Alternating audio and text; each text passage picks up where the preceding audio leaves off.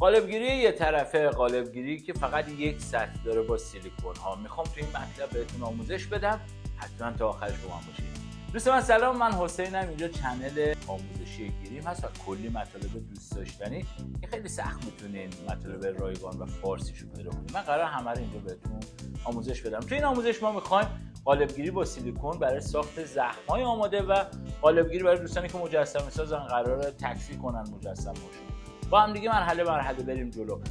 پس دو دسته از دوستان میتونن از این استفاده کنن. هم دوستانی که گیریمورن میخوان زخمای آماده داشته باشن. این زخما میدونید که خیلی سخت تو اینترنت میتونید پیدا کنید و بخرید.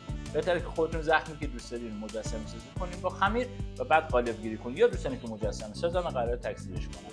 به درد جفتتون میخوره بدون اتلاف وقت. بریم حتما این مطلب ببینیم، برمیگردم بیشتر. خب من برای این کار از خمیرهای روسی استفاده میکنم. خمیرهای روسی چون توی ایران خیلی بیشتر قابل دسترسه و میتونید تهیهش کنید. یه ایرادی که داره، ایراد که نیست، یعنی قابلیتی که داره اولش خیلی سفته. اصلا نگران نباشه، وقتی که تو دستتون بگیرید با حرارت دست یه ذره که باش کار کنیم قشنگ نرم میشه. شروع میکنیم به ساختن. اول خیلی کم کم، کوچیک فرمی که میخوایم در بیاریم و درست میکنیم. مثلا میخوام اینجا الان یه همچین فرم باید یه ذره روش اضافه میکنیم.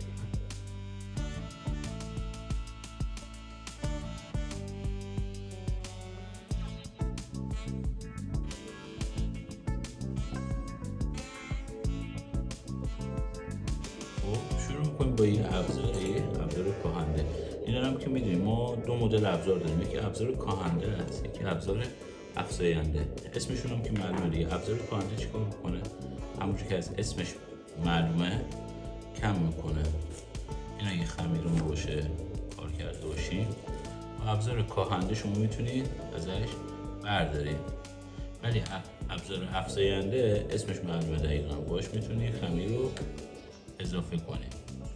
پس ما شد دو تا ابزار داریم، کاهنده و افزاینده.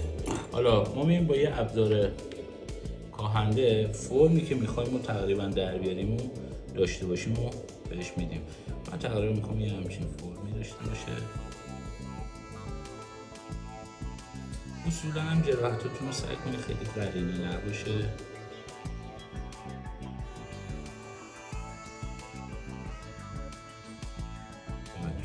یواش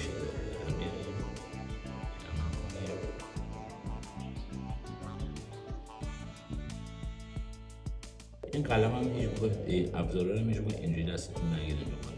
ابزار باید رها باشه.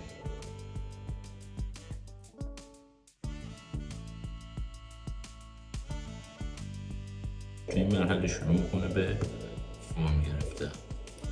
اگه بهتون باشه، من بهتون گفته بودم بهترین کار برای کار اسپشیال اینه که شما ببینید تا فرمای مختلف زخم ندیده باشین، تا زمانی که استایل‌های مختلف و تکسچرهای مختلف بریدگی و زخم ایجاد شده ندیده باشین، نمیتونین خلاقیت داشته باشین و با خلاقیتتون کار کنید.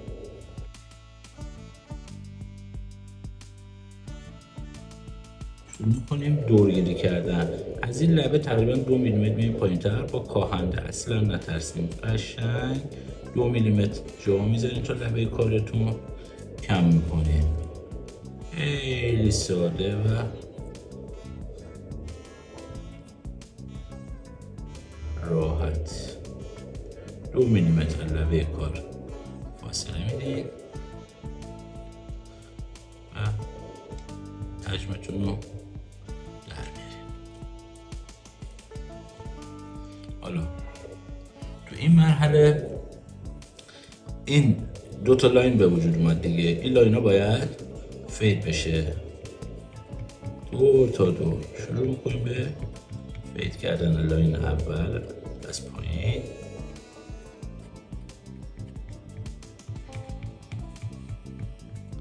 ببینید اصولا نباید خیلی لبه داشته باشه. این زخم رو ببینید کل کار تا اینجاست. من دیدم یه سری مثل نون بربری درست میکنن تا اینجا لبه کاره. خب این توی فید کردن وقتی که نصب میکنی خیلی بد میشه، تو تصویر کاملا لو میشه. کوتاه‌ترین حد ممکن باید فیدش کنین، نذارین لبه کاراتون کشیده.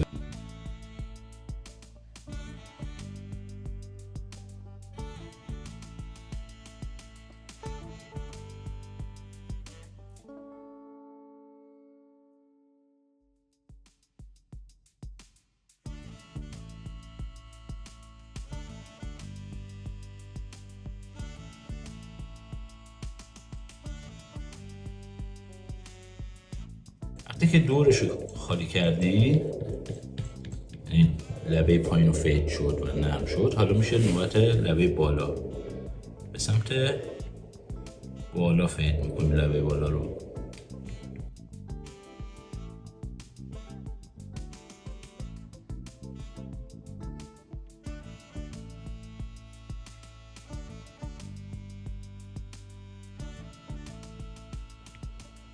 ببینید این زخمه داره فرم میگیره یواش یواش دیگه، فرمشو پیدا کرد.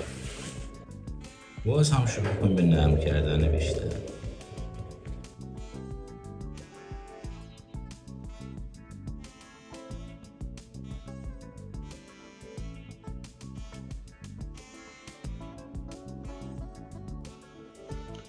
خب تو این مرحله میایم از وازلین استفاده میکنیم. همینجا هست وازلین، خیلی ساده است، راحت ترین و دم دست ترین متریالی که موجوده. به چه درد میخوره؟ این لبه باید نازک بشه، پله نداشته باشه. وقتی که رو دست میچسبونی خط دیده نشه. وقتی که خط دیده نشه بس برای این لبه نازک باشه. قشنگ با وازلین ماساژ میدیم تا کل این مرز از بین بره. این مرز رو نازک پوست بیازیش میکنیم. این مرحله هر چقدر تمیزتر در بیاد، توی اجرا شما راحت تره و حرفه‌ای تر میشه کارتون. اصلا سر این مراحل عجله نداشته باشین. تو این کار اصلا عجله سم برای کار، مخصوصا تو این مرحله. شما بهترین زخم رو درست کنین، طراحی کنین، بسازین. ولی اگه لبه کارتون لبه نازکی نباشه و لبه بده کارتون به درد نمیخوره و لوه به درد تئاتر میخوره، به درد فیلم و سریال نمیخوره.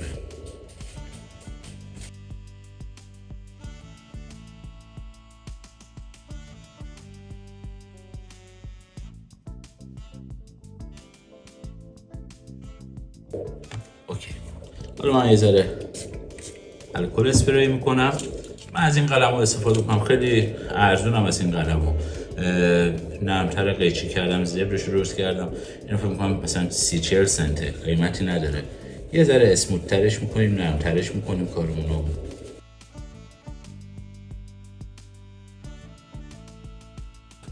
این کار خودش تکسچر هم میده، غیر از اینکه کارو نرم و زیبا میکنه، تکسچر هم میسازه. از اون فلت بودن کارو در میاره. ولی خب ما خودمون یه مرحله جداکار برای تکسچر سازی داریم. حالا دیگه شروع میکنیم به ظریف کاری.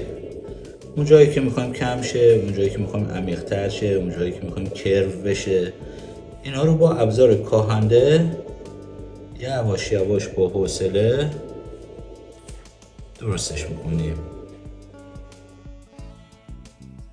و حتی میخوایم یه جاهایی بهش اضافه کنیم. مثلا نگاه کنید، اینجا رو من میخوام یه ذره حجم بهش بدم.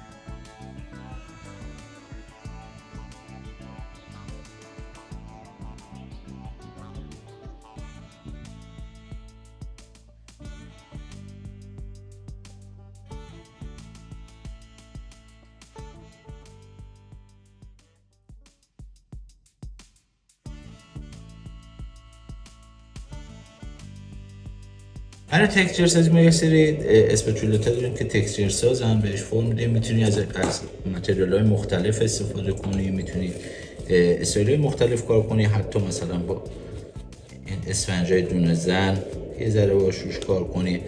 ولی وقتی که میخوای بری توی ابزارا با ابزارا کار کنی، بهتره که بهت پیشنهاد میکنم یه مشما بذاری شروع کنی تکسچر سازی کردن. این تکسچرها چیه؟ همون نقش بافت سلولی رو روی پوست کار میکنه. وقتی که شما این رو پوست نصب میکنی با پوست هماهنگ میشه، یکسان میشه، یه دفعه از سلول تبدیل به یه سطح صاف نمیشه. خب حتما اگه مشما استفاده کنید. چرا؟ چون اینجا رو نگاه کنید. الان من بهتون روی این یکی نشون بدم چه اتفاقی میفته. مثالشو من میام با این ابزار یه خط میندازم، ببینید چه خطی شد. ولی وقتی که مشما رو میذارید خط میندازین، ببینید خط نرمه. اینو ببینید لبه داره، خط تیزه ولی این خط نرمه. حتما سعی کنین که با مشما تکسچر بسازید.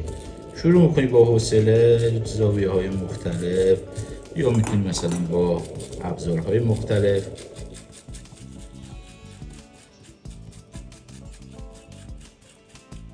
تکسچر سازی کنید. الان ببینید اینجا رو با اینجا شبیه سلول شد، اینجا هنوز صاف.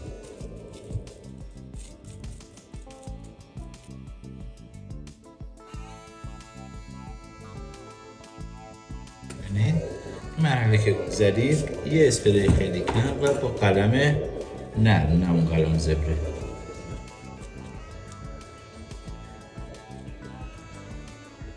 شروع میکنید به نرم کردنش. همینجور که میبینیم من یه ذره پودر بچه پاشیدم اینجا بابت اینکه خمیر نچسبه و وردنم هم یه ذره پودر بچه بهش میزنم.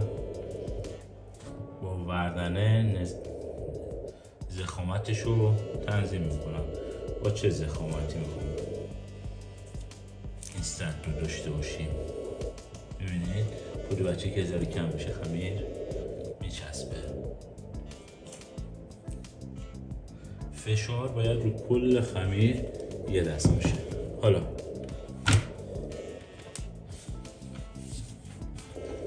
خطکش میذارم، اول لبه ابتداییش رو صاف میکنم، اضافه رو مواظب باشیم با تیغ کار میکنیم، خیلی خطرناکه.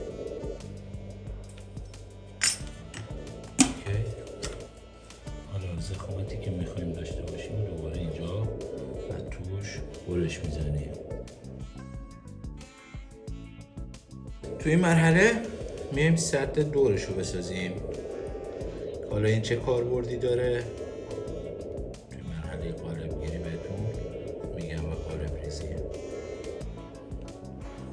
تقریبا 1 سانتی 1 سانت و نیم از لبه کارتون فاصله بدین و اینو دور تا دور شیپتون بپیچید.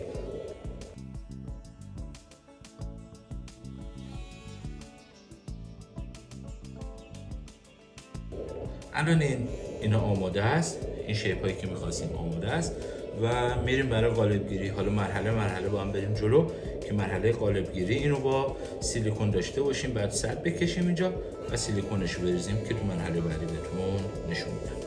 با همون خمیرها اومدیم سدمون رو ساختیم، دقیقاً ارتفاع خود سینی. اضافه جاتشون میباریم. چون اصلا نیاز نیست اینقدر سیلیکون بریزین حروم کنین. اون سیلیکون رو میتونین جای دیگه ازش استفاده کنین. دقیقاً تا جایی که نیاز هست سعی کنین مواد مصرف کنین. بی خودی موادتون رو حروم نکنید. قشنگ میچسبه که سیلیکون ازش در نره.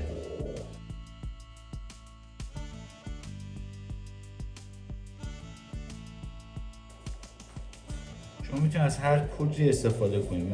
میتونید از پیگمنت های خود سیلیکون استفاده کنید. من الان دارم از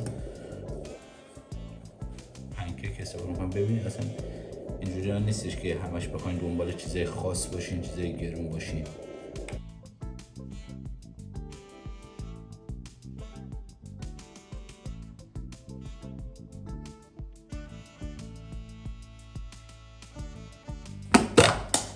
بریم سراغ پارت A. دوباره همونقدر سعی میکنیم بریزین که پارت B باشه، چون 1 به 1 نسبتش.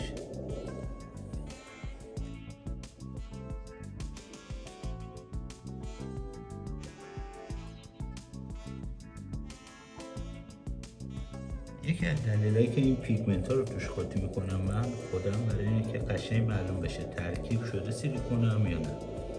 چون اگه خوب ترکیب نشه A و B همه جای قالب صفر نمیشه و سیلیکونش اذیت میکنه تو بخواد صفر بشه.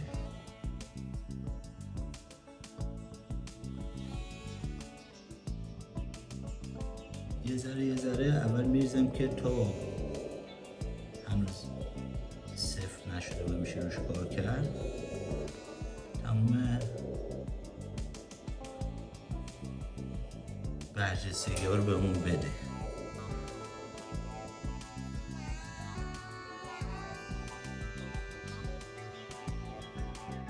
از یه گوشه شروع میکنیم برای اینکه هوا نگیره. این ور میریزم که شما بگید.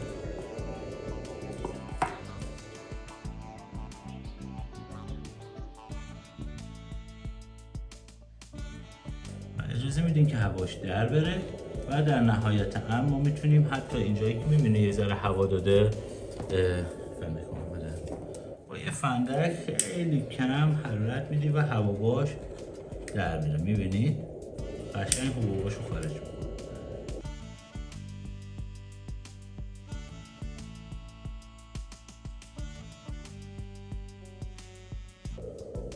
خب این فقط یه ذره الان که گرفت یه ذره حالت چسبندگیشو داره سیلیکون و من یه ذره پودر بچه میزنم که این چسبندگیشو از بین ببره.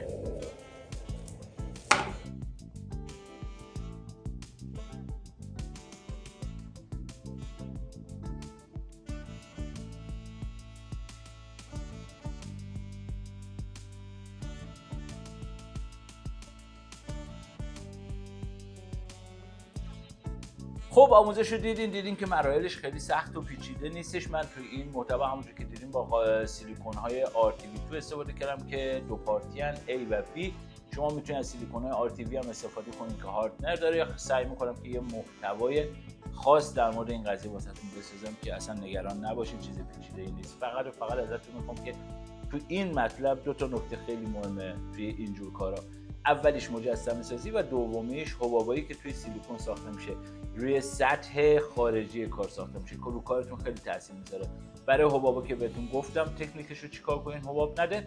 توی مجسمه سازی هم اگه اومدین زخم شروع کردین درست کردن اصلا ناراحت نشین و نگران نشین دفعه اول و دوم سومای در نیومد.